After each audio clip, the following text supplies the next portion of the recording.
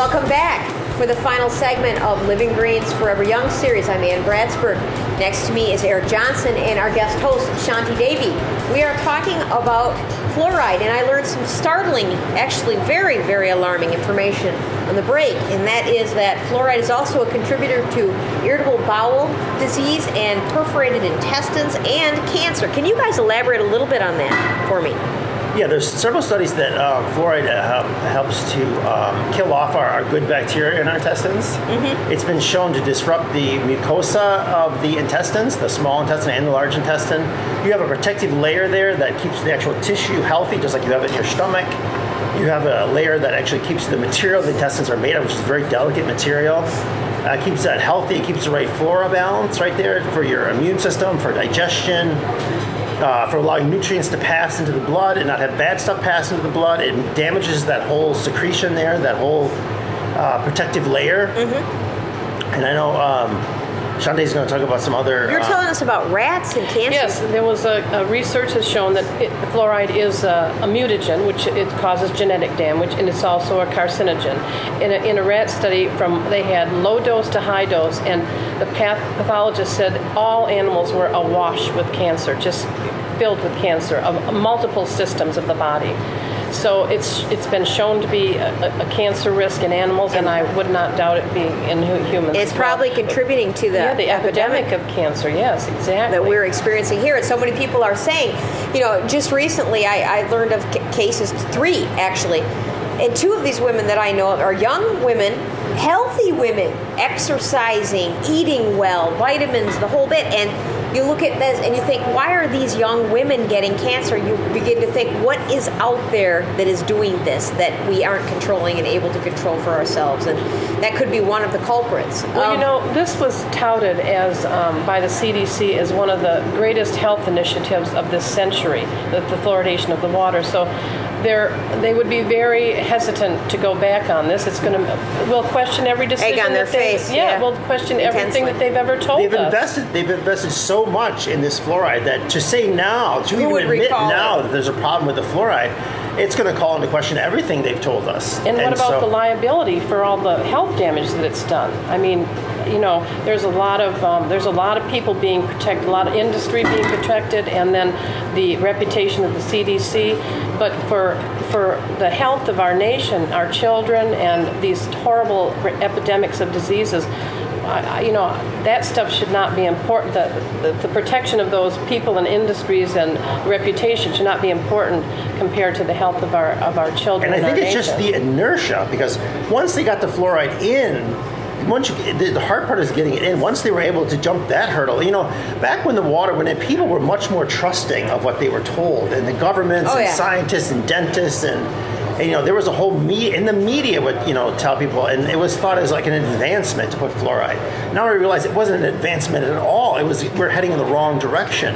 And many people have been fighting for a long time. This has been to the Supreme Court twice, and as a matter of fact, they will not allow it to come before the Supreme Court again, and they still continue to poison us with this stuff. I just don't understand how this can be going on, except for that it fits in with a lot of what's happening with the corporate takeover of our government. Wherever there's the big deregulation money. And then the ruling by the moneyed corporations.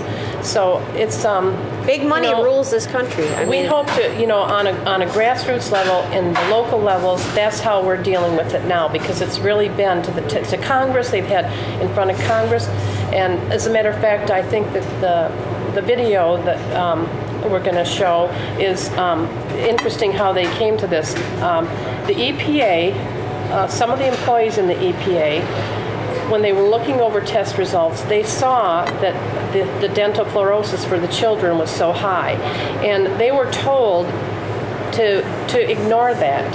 And their conscience got to them. They just could not ignore that. They said, we will not sign these things.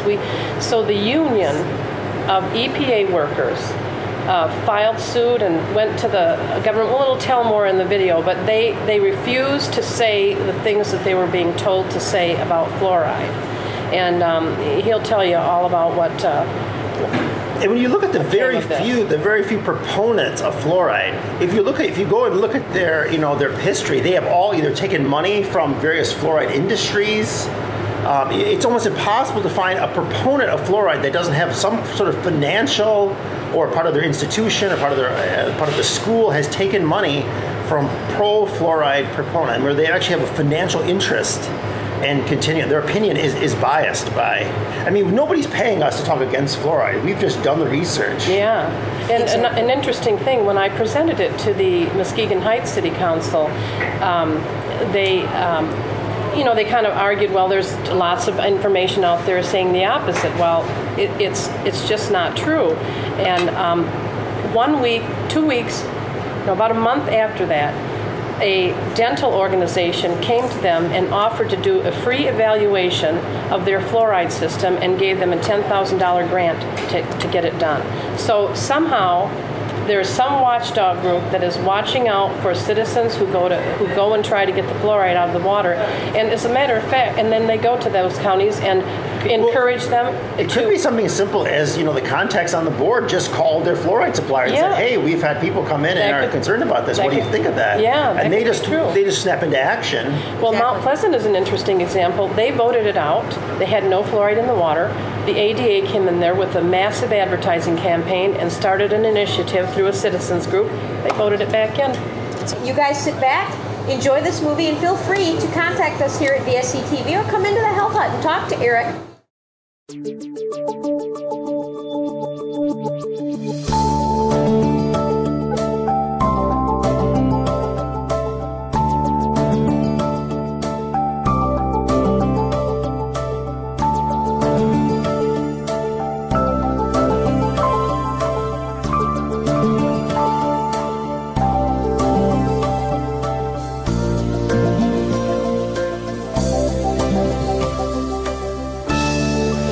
Hello, I'm Dr. Bill Osmondson.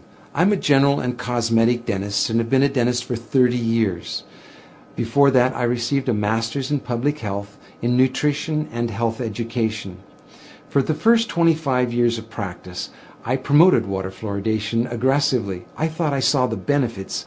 It wasn't until I actually looked at the information myself and sat down and looked at the different government agencies and the different reports and the studies that I began to realize that fluoridation was a problem. One of the first things I did is I looked at my tube of toothpaste. It says drug facts. I know it's a drug. If I were to give it to you, it'd have to be a prescription. That's for swallowing. When it comes to toothpaste, it also says don't swallow. And if you do swallow, contact a poison control center. Well, the amount of fluoride that they're talking about is a pea-sized amount of fluoride. You probably don't see that in advertisements, a pea-sized amount of fluoride. Usually when I see an advertisement, it looks more like a Dairy Queen ice cream cone. That amount is 1/4 milligram of fluoride. Well, that's the same amount of fluoride as what we find in 8 ounces of water. 1/4 milligram of fluoride, 1/4 milligram of fluoride. Don't swallow. If you do, call the Poison Control Center. One of the things that concerns me is water fluoridation for infants. The American Dental Association and Center for Disease Control recommend that infants not receive water for drinking nor for making their formula. It's 250 times more concentrated in fluoride than mother's milk. We shouldn't fluoridate water and harm our most vulnerable.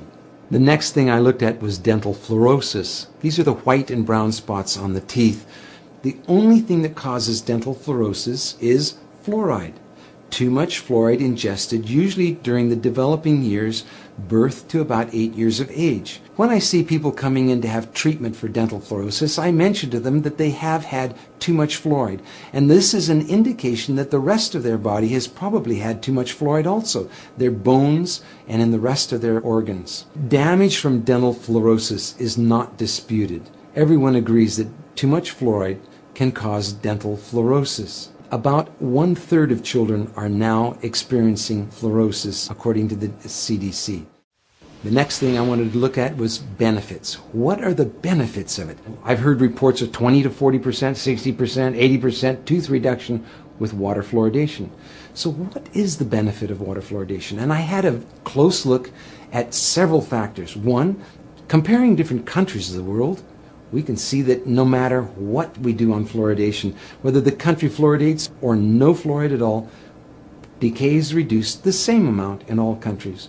We can compare states in the United States. And we can see on a graph that as they're plotted in order of increased amount of fluoridation in the state, fluoridation doesn't make any difference. We have the same amount of good health in the states regardless of their fluoridation. Same thing for counties and other locations. That was disturbing to me. If there's no benefit, well, why are we fluoridating?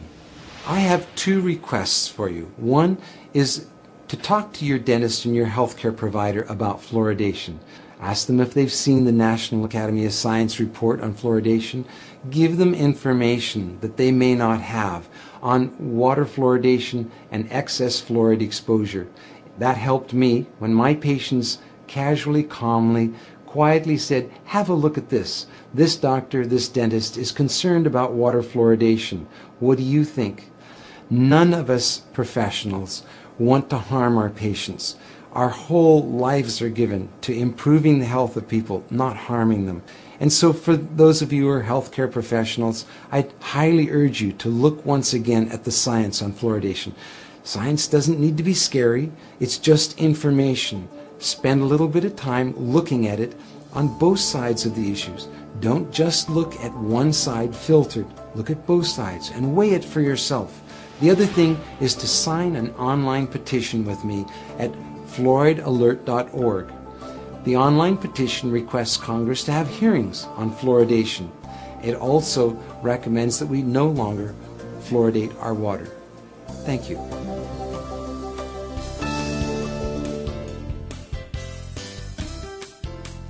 This is Anne Marie, Erik Johnson, and Shanti Devi, and we'll see you next time for another episode of Forever Young.